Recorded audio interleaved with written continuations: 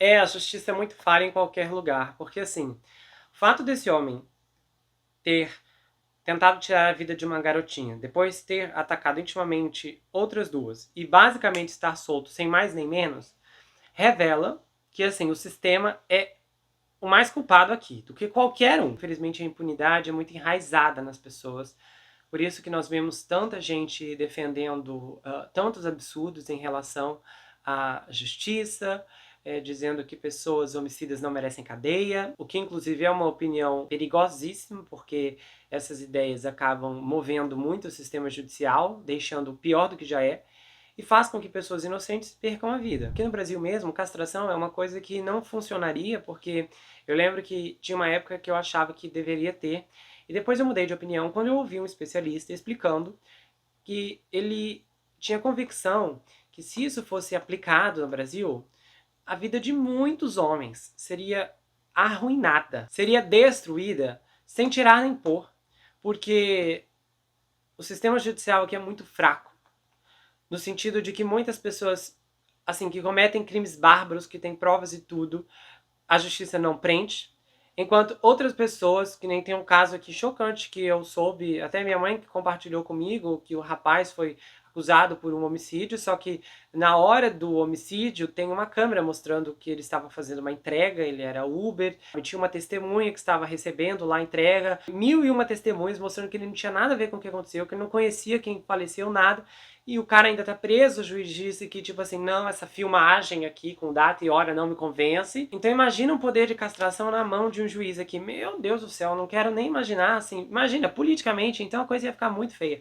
Então, assim, é difícil a gente ter que se conformar que não tem uma punição mais dolorosa para essas pessoas, porque nós sabemos que, infelizmente, muitos inocentes podem ser destruídos. Pena capital aqui não dá para ter nem sonho, não tem nem como fantasiar com qualquer coisa, porque, assim, o que ia falecer de gente inocente não é brincadeira. Já pensou a quantidade de juízes que nós ouvimos falar que são comprados nesse país, como as coisas movem para lá e para cá, e, assim, é triste.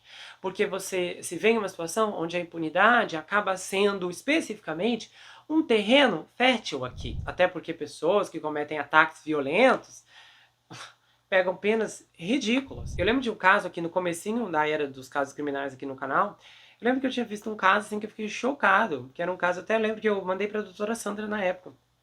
Que era um cara lá, ele já tinha atacado 14 menores. Violado esses menores durante anos. 14 menores. Ele estava preso. Quando ele estava preso, ele, sem nenhum tipo de histórico, ele simplesmente falou lá para as autoridades da prisão que ele se descobriu como transgênero e que ele gostaria de mudar de penitenciária porque ele tinha que ir para uma prisão feminina. O que aconteceu? No meio desse processo, as autoridades, o Estado bem pró esse tipo de mudança ali para presidiário, decidiu que esse sujeito tinha esses direitos. E nisso, o governador falou que aquela situação era uma situação bem interessante, porque os advogados do sujeito, depois que viram que a justiça autorizou que ele fosse transferido para uma prisão feminina, eles argumentaram na justiça que o fulano que cometeu os crimes não existia mais, porque agora quem existia era fulana, e a fulana estava na cadeia por um crime que não cometeu. Eles simplesmente liberaram a pessoa da prisão. Você comete, assim, 14 ataques violentos. São 14 menores que tiveram sua inocência roubada, que estão com as suas vidas destruídas, e a pessoa sai assim. E não existe mais. Mudou de nome, mudou de tudo. É aquela coisa que você olha e você diz: quem diz que isso vai fazer bem para a sociedade? Quem garante que não vai atacar de novo? Porque até onde eu sei, uma pessoa com 14 históricos vai atacar com certeza. E vai atacar muito bem. E o fato de que naquela época, em 1970, eles serem tão abertos. Hoje em dia, eu ouço falar coisas tenebrosas do sistema da Alemanha. Uma vez eu lembro que eu ouvi, primeira vez eu fui ouvir um professor que morava na Alemanha, ele estava fazendo uma live num canal que eu assistia muito sobre geopolítica, e ele estava contando as coisas como eram e tal, as leis. Eu lembro que eu fiquei assim, fui dormir mal, pesadelo, a live, horrível tudo que ele contou. Tenebroso. E assim, eu pensava que pelo histórico, aquilo horrível que aconteceu lá, o Holocausto na Alemanha, eu achei que a influência das consequências disso sobre o povo, sobre as pessoas, trazer algum tipo de consciência, algum tipo de experiência, né, no qual eles poderiam processar bem muitas coisas em relação à monstruosidade do passado.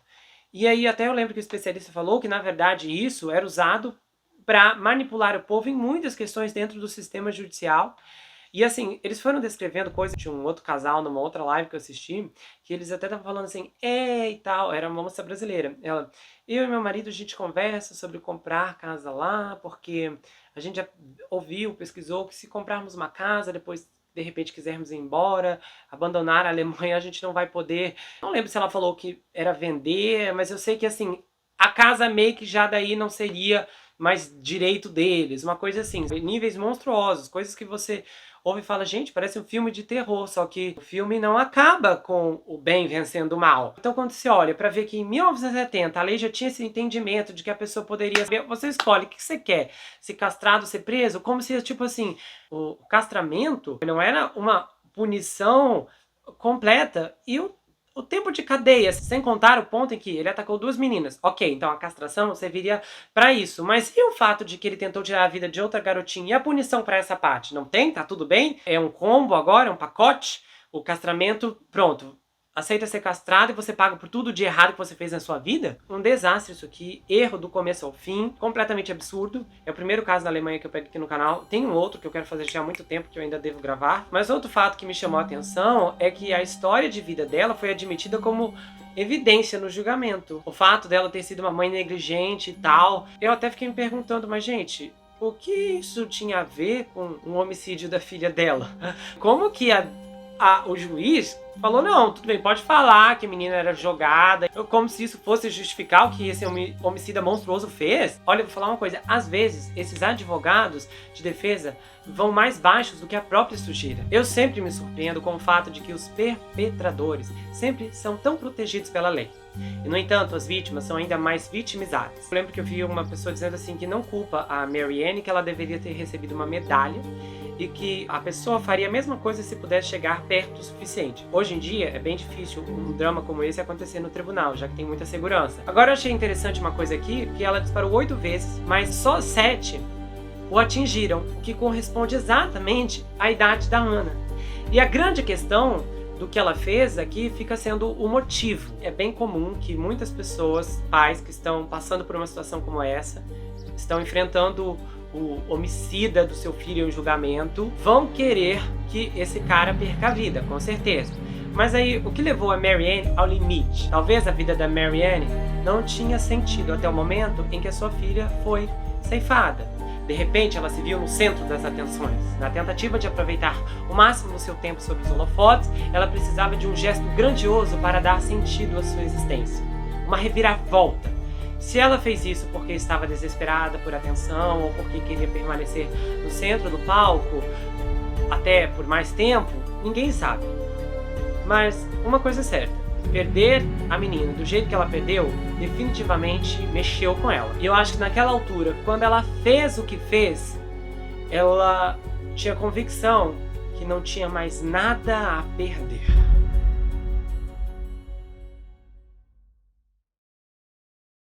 Se você gostou desse vídeo, inscreva-se no canal, ative o sininho, compartilha, dá o seu like, passe esse vídeo adiante, espero que você tenha gostado. Se você quiser saber mais sobre mim, adquira meu livro Perfeito Estranho, já está disponível no meu site, você pode falar comigo pelo Instagram. O envio acontece para qualquer lugar do Brasil, quase qualquer lugar do mundo também. O livro vai acompanhado por marcadores, um pôster exclusivo e vai autografado se você quiser, tá bom? Você pode me seguir lá no Instagram, Gustavo N Psicanalista. Eu tenho um canal de cortes, onde as análises são recortadas, postadas por lá. E eu também tenho um grupo no Telegram, onde eu envio áudios exclusivos, bastidores, muita coisa que não vem à tona por aqui, mas sempre sai por lá. E não deixe de conferir, é claro, a nova minissérie de 24 Horas da Mira, A Mansão da Playboy. Eu tenho certeza que você não vai se arrepender dessa história e tem muitas coisas te esperando. A gente se vê no próximo caso, não esqueça que aqui você sempre vai ter uma amiga. Até mais, pessoal!